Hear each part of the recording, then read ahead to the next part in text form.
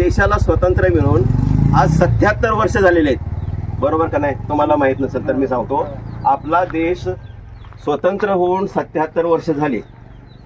77 वर्ष होऊन देखील आपली परिस्थिती अशी ठेवली आहे का नाही? तुम्हाला काय रेशनिंग मिळतं का? तुम्हाला काय घरं मिळतात का? तुम्हाला शेती आहे का? काय आहे का बाबा? काय तुम्हाला काय आहे का? कोण तुम्हाला मदत करतं का? हा, मदत करतं कोण? दादा सांगा.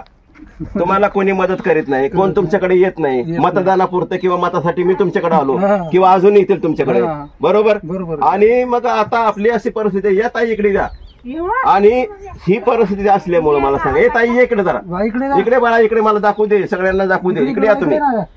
तर ये इकडे बाळा. लोकांना कामाला गेले आणि हो जाऊ दे ना, लोक जरी कामाला गेली असली तर मी सांगतोय तुम्हाला की तुमची ही घरकुलं, ह्या सगळ्या गोष्टी त्या झाल्यात नाही आता, हे सगळं हे घरकुलं बदलून तुम्हाला चांगल्या ठिकाणी चांगले तुमचं हे व्यवस्था करायला पाहिजे, आहे का नाही? आतापर्यंत काय केलं, तुम्हाला नमुने ठेवले, नुसता निधी तुमच्यावर येतो का नाही बाबा?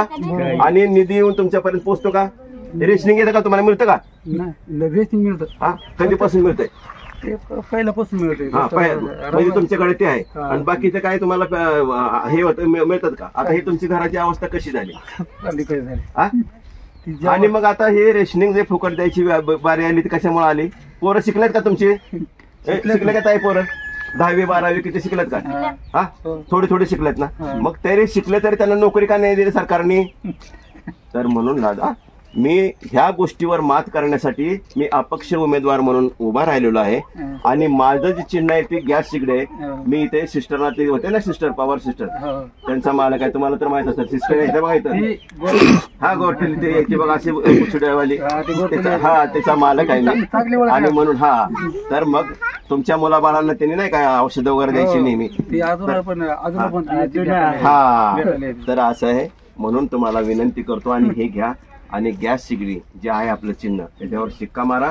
आणि तुमची जी परिस्थिती आहे ती नंतर मग मला सांगा.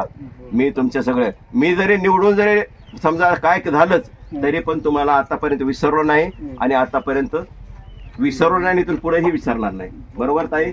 ठीक आहे, ठीक आहे. नमस्कार दादा, नमस्कार.